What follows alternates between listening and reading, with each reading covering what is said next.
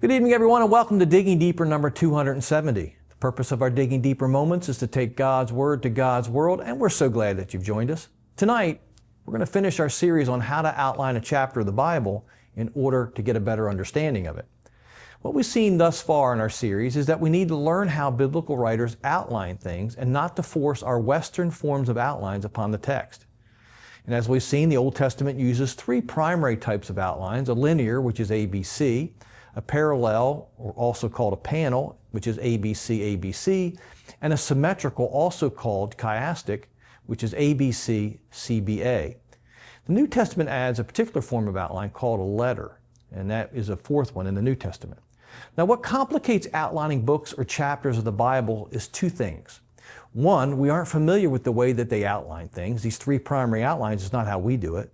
And so we have a tendency to impose our outline forms onto the text. And secondly, the writers were very creative in how they used these outline types. For instance, in the book of Isaiah, chapter 43 verse 1 through 45 verse 25, they form a single message in which Isaiah uses two of the three outline type forms. There are two panels which parallel each other, and the two panels are arranged symmetrically or in a chiastic form. I've entitled this Yahweh, Superior to Idols, Will Gather Israel and Rebuild Jerusalem.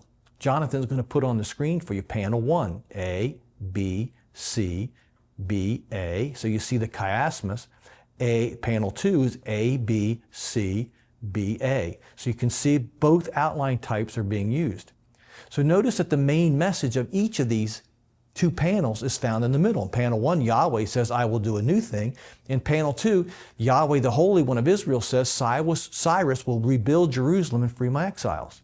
Letter A, you are my witness. Panel B corresponds, I will bring Babylon down. And letter B corresponds, I will pour out my spirit upon your seed. And letter C is the main point, I will do a new thing. Now watch what happens in panel 2. Letter A, Yahweh frustrates the diviners. The last letter A, Yahweh challenges the idols to make a case for themselves by declaring the future. Then letter B, Cyrus will conquer for Jacob's sake. Letter B again, Cyrus will conquer Egypt. And letter C is the main point. Cyrus will rebuild and free the exiled Jerusalem. I know this all may begin to feel a little complicated, but just remember it this way. If you're dealing with a linear outline, there won't be repetition, unless the whole thing that's linear is repeated. The repetition of themes is a clue that you're dealing with either a parallel or a symmetrical outline. So again, they could do linear, like 1 through 10, and then do another 1 through 10. And so you got linear and a parallel or panel. So that's what I'm saying, you have to look for it. But understand these three basic. A linear outline is A, B, C, D, E, F, G, 1, 2, 3, 4, 5, 6, 7. There's not repetition in that linear form.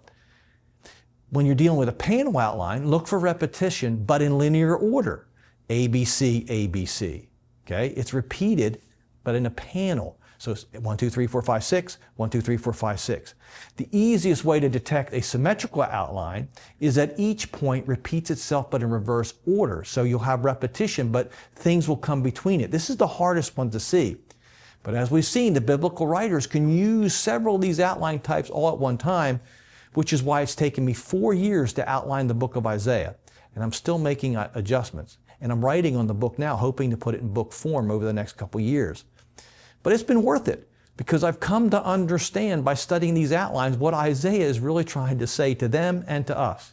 However, as I said last week, you don't want to start with a book like the book of Isaiah. Believe me, you don't want to start there. Don't even start with books of the Bible. Start outlining chapters. You know, for the 3 steps, you can go to Digging Deeper moment number 269, which I talked about those steps.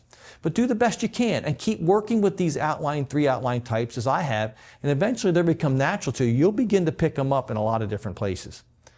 If this lesson's helped you, please share it with a friend, like us on Facebook, subscribe to our YouTube channel, and check out our Sunday morning podcast on either Apple or Spotify.